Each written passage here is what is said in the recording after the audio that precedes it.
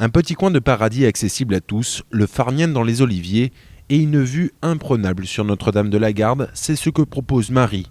Quand cet infographiste ouvre il y a plus de 10 ans sa chambre d'hôte, il n'y a qu'elle pour croire au succès de l'entreprise.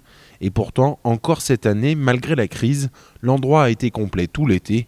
La chambre d'hôte dans la deuxième ville de France, ça marche. Quand les gens arrivent chez nous, on sent souvent une certaine tension, c'est-à-dire qu'ils ont encore quelque part en arrière-pensée la mauvaise image de Marseille qui colle encore un petit peu à la peau de Marseille.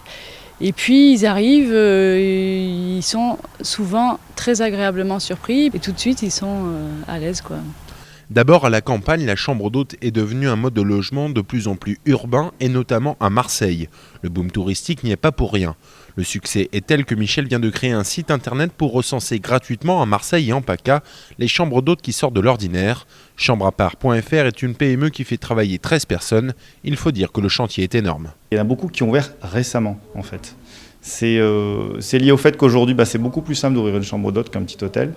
Il y a beaucoup moins de contraintes, il y a une vraie demande de la part des gens qui voyagent. Et du coup, ils trouvent à un prix assez accessible des endroits qui ont une histoire, qui ont une déco, qui sont placés dans des endroits qui sont vraiment très très sympas, à un tarif d'un Ibis ou d'un étape-hôtel. Marseille-Provence 2013 devrait booster encore un peu plus l'activité chambre d'hôte dans la cité phocéenne.